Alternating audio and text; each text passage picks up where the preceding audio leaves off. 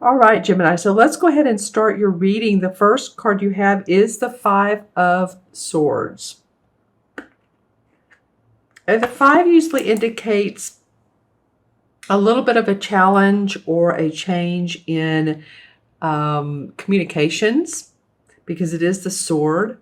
So different ideas, different thoughts.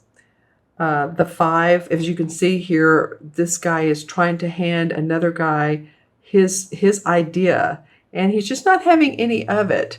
So there might be within your organization or your company or even your household is the response of, no, I don't think so, I'm not into that, thank you very much, on your part or someone else's part.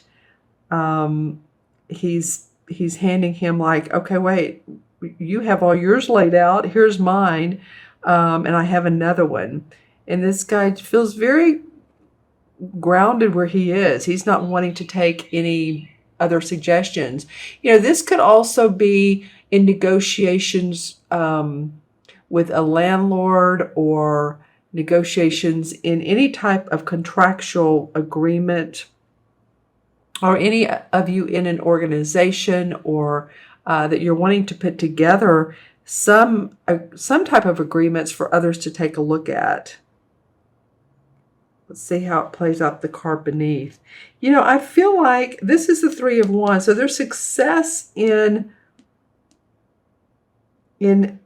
different. I'm feeling like this needs to be different. Something here the ice needs to break between you and another person. Honest feelings, honest communication from the heart, and not so much of, well, here it is, take it or leave it. But coming from that heart space and letting the other person know how you feel and why your suggestion is so valuable. Because I feel like that you are successful. The Three of Wands is below this card. And the Three of Wands is about your work, what you put out in the world. It's the three, so it's after the two of getting clarification of what you want, or setting out that new venture. The three is about, okay, I've seen some success, and as you can see, he sent his cargo out and it's come back, and so he's going to do it again because it's been a prosperous venture for him. And as you can see, there's more growth to come. The trees are not filled in, so there's still new beginnings.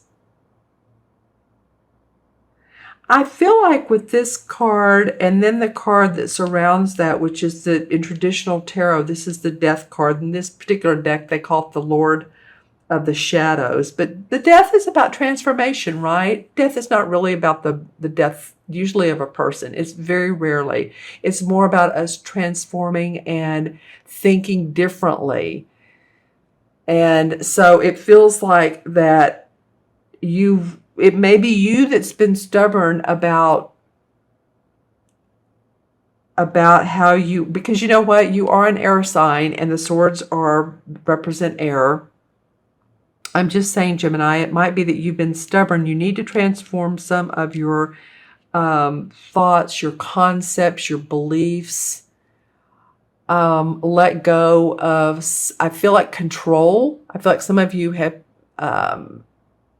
feel like you needed to be in control of instances, situations, but also of people.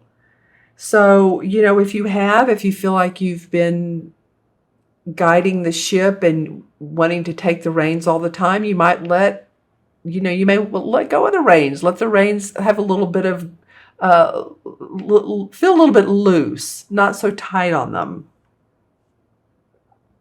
Yeah, because you have below the Death card, or let's just call it the Transformation card, you have the King of Pentacles.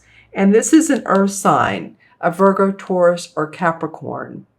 And this person is he's well-mannered, he's well-fed, he's good with his money, he's happy with his home, he's done well in life, he's mastered the art of making money, of manifesting, very much, or at least this person carries this essence. And this can be a female as well. And the court cards are usually people cards. So this would be one of those earth signs, most probably. And I feel like they're supporting your transformation, supporting your loosening the grips of the hold. So if you've been in a management position and that's changing and there's some new people coming in and you're feeling like you're losing a little bit of the control of the division, then you know what? It's okay. It's okay, because after transformation is new beginnings. And I feel like that you do have the support of this King of Pentacles. It's very, his support is he's supportive. He's a mentor. He's a master at making money at his property, the physical body. He's very proud of what he's done. You do have some masculine energy, Gemini, in this particular reading. You do have a little bit of feminine, but I'll go over that in a minute because this card is in reverse and it's the High Priestess. And she's very feminine. I mean, she's the archetype of femininity. She would be the one who understands her psychic awareness, her inner, her second chakra, inner feminine power. And she's in reverse, interestingly enough.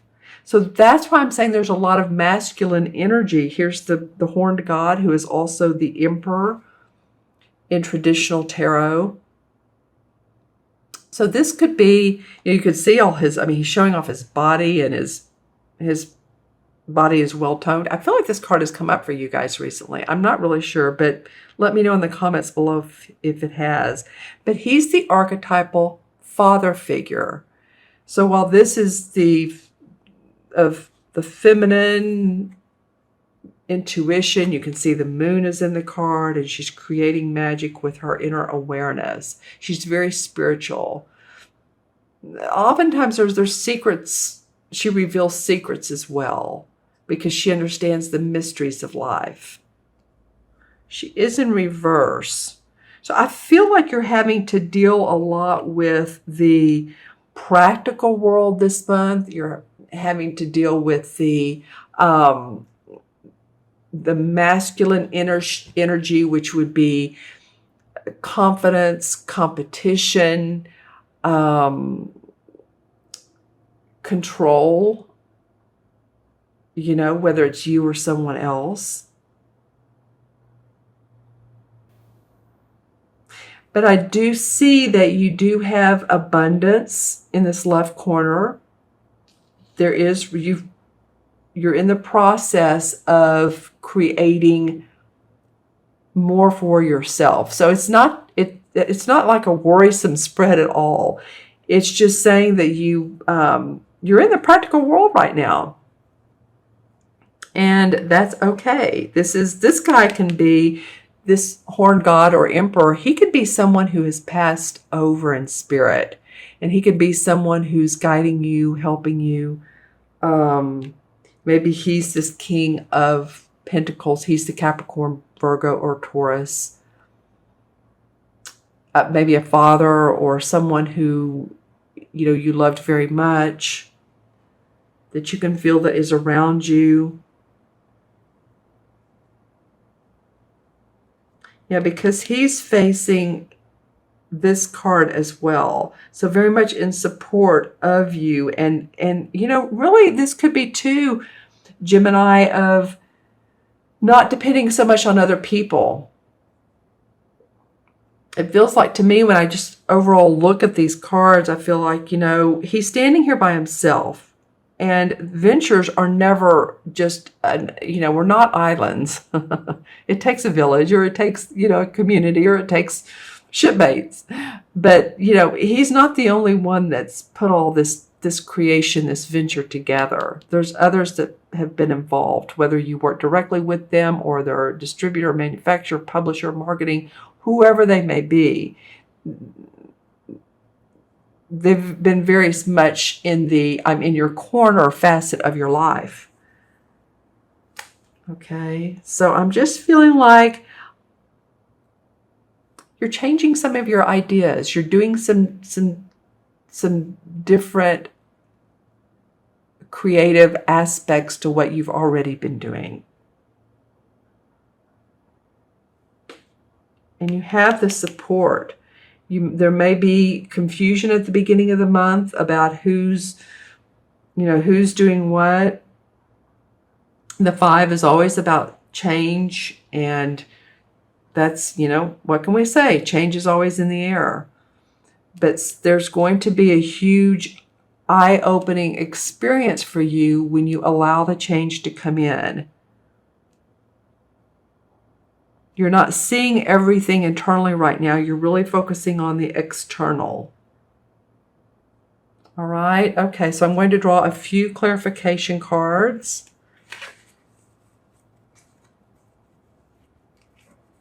And let's see what comes up. This will be out of the Hanson Roberts deck. The Wheel of Fortune in reverse. Okay, so this card comes up, and it's always, when it comes up straight up, it's very positive. It means that the stars are in a line. This time is in your favor. This particular timing in your life. And something usually comes out of the blue that's least expected, that is very beneficial to you. So it's in reverse, and I've laid it here on the death, or let's say the transformation card.